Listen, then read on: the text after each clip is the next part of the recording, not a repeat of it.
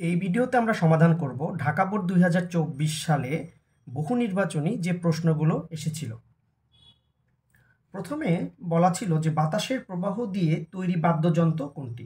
তাহলে বাতাসের প্রবাহ দিয়ে তৈরি বাদ্যযন্ত্র হচ্ছে কোনটি? হারমোনিয়াম। পাশাপাশি তোমরা আরেকটি জেনে রাখো যে বাতাসের প্রবাহ দিয়ে আরেকটি বাদ্যযন্ত্র কি? বাঁশি। 2 নং প্রশ্নে বলেছে দৃশ্যমান আলোর সবচেয়ে ছোট তরঙ্গদৈর্ঘ্যর থেকেও ছোট তরঙ্গদৈর্ঘ্যকে কি বলে? দেখো, দৃশ্যমান আলোর সবচেয়ে ছোট তরঙ্গদৈর্ঘ্য কোনটি? বেগুনি, কারণ বে নিয়ে আসা হয় কলা। লাল আলোর তরঙ্গদৈর্ঘ্য সবচেয়ে বেশি আর সবচেয়ে কম কার? বেগুনির। এখন আমরা জানি যে তাড়িৎচুম্বক তরঙ্গের মধ্যে সবচেয়ে তরঙ্গদৈর্ঘ্য যার বেশি তার হচ্ছে রেডিও ওয়েভ। রেডিও ওয়েভের থেকে ছোটকে মাইক্রোওয়েভ, মাইক্রোওয়েভের থেকে ছোটকে তোমার ইনফ্রারেড, ইনফ্রারেডের থেকে ছোটকে দৃশ্যমান আলো, দৃশ্যমান আলোর থেকে ছোটকে আল্ট্রাভায়োলেট বা ইউভি। তাহলে দৃশ্যমান আলোর ভেতরে যেহেতু পড়েছে বেগুনি, তাহলে বেগুনির থেকেও ছোটকে হবে আল্ট্রাভায়োলেটের। তাহলে এটির উত্তর হবে খ। এরপরে বলেছে ক্যাপাসিটরের ধারকত্ব যদি সি এবং ভোল্টেজ ভি হয় তাহলে তার ভেতরে যে শক্তি জমা থাকে তাহলে সেটি কত? আমরা জানি শক্তি কত, ইউ ইকুয়াল টু হচ্ছে half C V square, half C V square. তাহলে এটি হবে গ। কোনটির কার্যপ্রণালীতে তড়িৎ চৌম্বক আবেশের ব্যবহার করা হয়? এটি হবে কি? ট্রান্সফরমার। সরাসরি বাহির হতে ভিতরের অঙ্গ দেখার প্রক্রিয়াটির নাম কোনটি? এন্ডোস্কোপি। কোন রাশি যুগলের মাত্রা একই? দেখো, এখানে আমি দেখতে পাচ্ছি কাজ ও শক্তি, কাজ ও শক্তি কিন্তু কি অভিন্ন রূপ, তাই না? তাহলে এই কাজ ও শক্তি যুগলের মাত্রা কিন্তু কি হবে? আসলে একই হবে। তাহলে কাজের মাত্রা যদি আমরা বের করি তাহলে কি W equal to F S, F এর মাত্রা কত? M L T inverse two, S হচ্ছে এল, তাহলে M L square T inverse two. তাহলে কাজ ও শক্তির যুগলের মাত্রা একই। নিচের কোন যন্ত্রে এক্স রে ব্যবহৃত হয়? এক্স রে ব্যবহৃত হয় তোমার হচ্ছে সিটি স্ক্যান ও রেডিওথেরাপি করতে। নিচের কোন সম্পর্কটি সঠিক? দেখো, alpha equal to beta by 2 equal to gamma by 3। তাহলে এখান থেকে আমরা যদি এই দুই পেয়ারকে নেই তাহলে দেখো আমরা কি লিখতে পারি? Gamma equal to 3/2 beta. এর মানে হচ্ছে ক নাম্বার সঠিক। এরপরে বলেছে কোয়ান্টাম তত্ত্বের সাথে থিওরি অফ রিলেটিভিটি ব্যবহার করে কে প্রতি পদার্থের অস্তিত্ব ঘোষণা করেন? এটি 1 নাম্বার চ্যাপ্টার থেকে তোমাদের মুখস্থ ডিরাক। স্প্রিং থেকে ঝুলিয়ে দেওয়া একটা বস্তুর গতি হচ্ছে কি? সরল ছন্দিত স্পন্দন গতি। এরপরে যদি আসি, একটি বস্তু স্থির অবস্থা হতে যাত্রা শুরু করলে এর সরণ নির্ণয়ের জন্য নিচের কোন সমীকরণটি প্রযোজ্য? তাহলে দেখো তো, আমরা কি জানি? V square equal to U square plus 2a(s).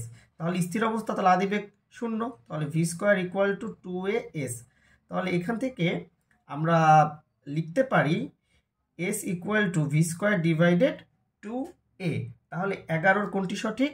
ঘ সঠিক। একটি স্ক্রুগজের স্ক্রুয়ের পিচ 0.5 মিলিমিটার এবং বৃত্তাকার অংশের ভাগ সংখ্যা 100। তাহলে স্ক্রুগজের ন্যূনাঙ্ক কত? তাহলে এলসি বের করতে বলছে। তাহলে আমরা এলসি মানে কি জানি? পিচ বাই বৃত্তাকার স্কেলের মোট ভাগ সংখ্যা। তাহলে এই এলসি যদি এখন যদি এটা যদি ক্যালকুলেশন করি তাহলে আমাদের তোমার আসবে 0.005 মিলিমিটার। তাহলে এর উত্তর হবে 0.005 মিলিমিটার। খ নাম্বারে দেওয়া আছে 0.005 মিটার, এটা মেবি ভুল দেওয়া আছে, এটা ধরো মিলিমিটার। তাহলে খ নাম্বারটি সঠিক বলা যায়। ক্ষমতার মাত্রা কি? তাহলে P equal to W by T. কাজের মাত্রা আমরা জানি M L square T inverse 2 divided T. তাহলে M L square T inverse 3। তাহলে M L square T inverse 3। গ। আপেক্ষিক তাপের একক কোনটি? দেখো, আপেক্ষিক তাপ যদি আমি একক হিসেবে বের করতে চাই তাহলে আপেক্ষিক তাপ আমরা জানি কি? Q equal to M S del theta. এই একটা সূত্র আমরা জানি যে তাপশক্তির যে পরিবর্তনের যে সূত্রটি, Q equal to M S del theta জানি। তো এখান থেকে আমরা লিখতে পারি S equal to Q by M del theta. এবার খেয়াল করো তো, কিউ এর একক কি? তাপশক্তির একক জুল। তাহলে এম কেজি, তাহলে কি পার কেজি। ডেল থিটা কি? তাপমাত্রার পরিবর্তন মানে কেলভিন, তাহলে কি পার কেলভিন হবে। তাহলে এটা আমরা বলতে পারি joule per K G per kelvin হবে। 1500 কেজি ভরের একটি গাড়ি 72 কিলোমিটার পার আওয়ার বেগে গতিশীল হলে এর ভরবেগ কত? তাহলে V equal to 72 into 1000 divided 3600। তাহলে এটা আসবে হচ্ছে 20 মিটার পার সেকেন্ড। তাহলে P equal to M V. তাহলে 1500 গুণন 20, তাহলে 15 দুগুণে 30, এরপরে 3টা 0। তাহলে এটা বলতে পারি 3 into 10 to the power 4, 3 into 10 to the power 4। এরপরে দেখো বলছে লেন্সটি হতে কত দূরে এ বি এর প্রতিবিম্ব গঠিত হবে। তাহলে খেয়াল করো এইখানে কিন্তু আমাদেরকে যে ও সি আলোক কেন্দ্র থেকে যে বক্রতার কেন্দ্র এইটুকের দূরত্ব দেওয়া আছে কত 12, তাহলে আমরা জানি যে এফ ইকুয়াল টু r/2, তাহলে এফ হবে কত 6 সেন্টিমিটার, এর মানে ও এফ হচ্ছে 6 আর এ এফ এইটুকু হচ্ছে 4 বলে দিছে, তাহলে 6 এর সাথে যদি 4 যোগ করি তাহলে আমরা বস্তুর দূরত্ব বলতে পারি কত 10 সেন্টিমিটার।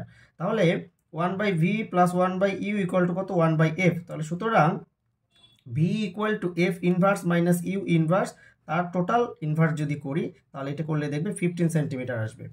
এরপরে বলেছে লক্ষ্যবস্তু এবিকে লেন্সের দিকে 7 সেন্টিমিটার সরালে কি হবে।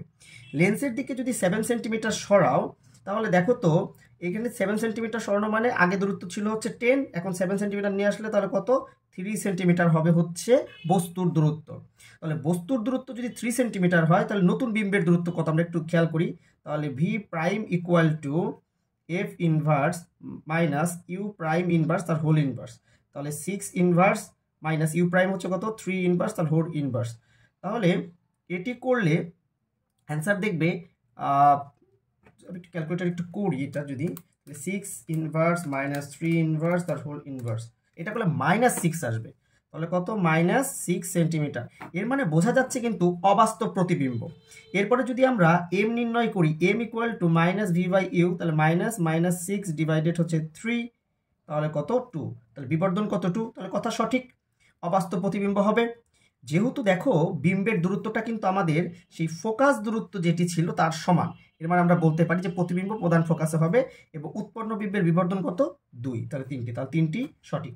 এরপরে একটি চিত্র দেওয়া আছে, সার্কিট দেওয়া আছে, সার্কিটে বলা আছে যে এই সার্কিটে বলা আছে বর্তনীর তুল্যরোধ কত, তাহলে তুল্যরোধ যদি বের করি R P equal to 4 inverse plus 4 inverse তার হোল ইনভার্স, তাহলে এটি করলে 2 আসবে, তাহলে টোটাল আমি যদি R S equal to 2 plus 2 equal to কত 4 ওহম, তাহলে এটির যে তুল্যরোধ এটি তুল্যরোধ হবে কত 4 ওহম। এরপরে বলেছে R3 রোধকে অপসারণ করলে কি হবে।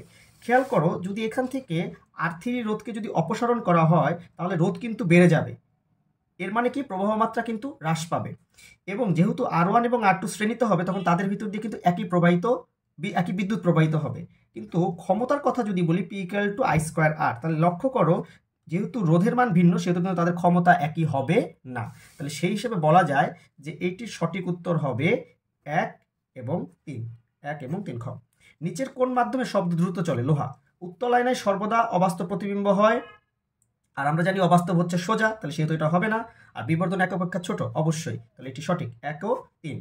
এরপরে বলেছে স্টেপ আপ ট্রান্সফরমারের ক্ষেত্রে দেখো তো আমরা একটা সূত্র জানি যে VP/VS equal to NP/NS equal to IS/IP, তাহলে এখান থেকে দেখা যাচ্ছে যে স্টেপ আপের ক্ষেত্রে সেকেন্ডারি ভোল্টেজ বেশি হবে, সেকেন্ডারি পাক সংখ্যা বেশি হবে, কিন্তু কারেন্টের ক্ষেত্রে কিন্তু প্রাইমারিটাই বেশি, সেকেন্ডারিটা কিন্তু কি হবে কম, এর মানে 1 ও 2 হচ্ছে সঠিক, এটার সঠিক উত্তর কত 1 ও 2।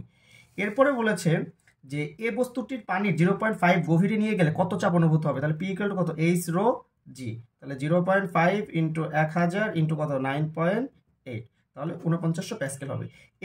এ ও বি দুটি বস্তুকে পানিতে ছেড়ে দিলে তাহলে এ বস্তু যদি আমি ঘনত্ব বের করি তাহলে MA/V, তাহলে এটার ভর দেওয়া আছে 0.9 আর আয়তন কত 1500 সিসি, মানে 1500 সেন্টিমিটার কিউব, তাহলে 1500 ইন্টু 10⁻⁻6, এটি ক্যালকুলেশন করলে আসবে 600, আর যেহেতু বি বস্তুর ঘনত্ব বলেছে ডাবল তাহলে কত 1200। তাহলে খেয়াল করো এ বস্তুর ঘনত্ব থেকে কিন্তু পানির ঘনত্ব বেশি, আর বি বস্তুর ঘনত্ব কিন্তু পানির ঘনত্বর চেয়ে বেশি, তাহলে আমরা বলতে পারি এ বস্তুর ঘনত্বটা পানির চেয়ে কম, বি বস্তুরটা বেশি। এর মানে এ বস্তু তোমার যেহেতু বি বস্তুরটা বেশি এর মানে বি বস্তু ডুবে যাবে আর এ বস্তু কি হবে ভাসবে। তাহলে কেন ভাসবে, কারণ পানির চেয়ে কি এটা কম, আর বি এরটা যেহেতু পানির চেয়ে বেশি এর মানে কি এটা ডুবে যাবে, তাহলে ঘ। এরপরে বলেছে কোন বলের কারণে তেজস্ক্রিয় নিউক্লিয়াস থেকে বিটা রশ্মি বা ইলেকট্রন বের হয়, এটা আমরা সবাই জানি দুর্বল নিউক্লিয় বল। এই ছিল ঢাকা বোর্ড 2024-এর সমাধান।